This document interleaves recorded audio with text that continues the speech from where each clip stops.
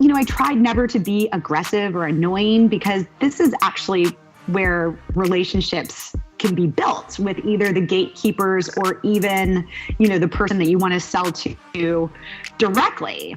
Sometimes during that follow-up process, that is where, they get to know, like, and trust you. And so it's, for me, it was like really important to get there. But I was probably told no 300 times in my first year of that job.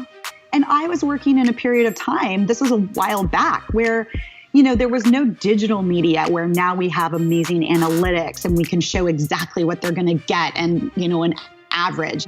So we didn't have that kind of, support back then in terms of being able to say, we know exactly how this is going to work out for you. The extreme amount of follow-up and follow-through that you have to get something pushed through, especially when you're working with, like I said, governments or big companies, to get those kinds of contracts through. It's no small feat. And it was a really good lesson now, being more kind of on the internet marketing, digital side of things. Like, you see people who are launching a product now sending literally 10 different emails or 12 different emails during a product launch just to get somebody, and then they send one right before the deadline closes to buy something and all this stuff. So the amount of follow-up was really a great first lesson in sales. I think the other thing was how important relationships became, and how to not be afraid to just, ask for what you want. And the worst that they can say is no. And it doesn't mean it's personal. It might mean that, they're too shy to ask for something, to introduce you to somebody, or, to ask their board for such a, big amount of money, or, it could mean that they don't believe in your project. And that's okay too. But you're never going to know the answer without asking.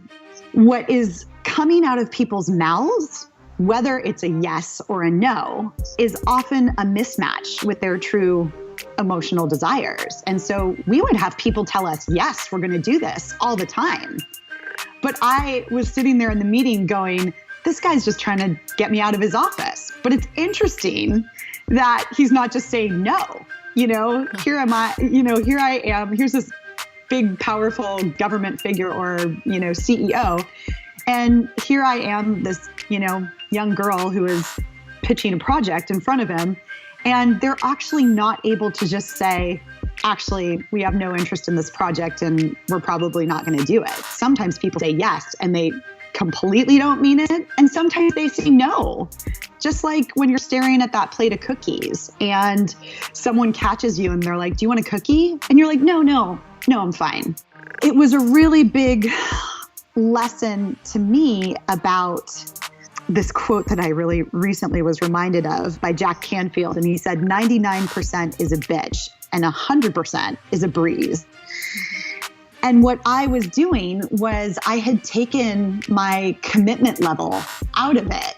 And I think subconsciously, since, there was that terrorist attack, and since I realized I didn't want to be in Kenya for, the rest of my life, I had started to kind of place my attention and my focus elsewhere. And definitely when I left for that year, my focus just was not on the business at all. My energy was not on the business at all. Nothing was on the business, because I just needed that time to focus on myself and, figure out what was going wrong. So I think the big lesson in it for me was like, if things are not going the way you want in your business, the first thing that you should check is your level of commitment to making this work. Mm-hmm. And at that stage, my level of commitment was not in it. And my clients were saying, hey, if you're out, we're out. If you're not going to be there, why should we be there? And that was very, very apparent in my sales in my last year of that business, which I recently just closed. Your perception can be really off sometimes. And I just find that it's like judging others, judging ourselves can be so paralyzing. And it's something that we really need to be kind of cognizant of a lot more. And I've been trying to be a lot cognizant of it lately, And even when it comes to situations with my daughter, like before I stop her from doing something that she's doing that's like, silly or goofy or whatever, like let her be playful. Let her, have her silly moment. Let her potty talk a little bit if she finds that funny, like let her be a kid without having this constant interjection and judgment, because when we're doing that to other people, we're oftentimes doing it to ourselves. Mm-hmm. And I hear this a lot running workshops for women. Like people are just like, I'm just afraid to put it out there because it's not quite perfect yet. And is that really the problem? Are we really all perfectionists, or are we just totally terrified?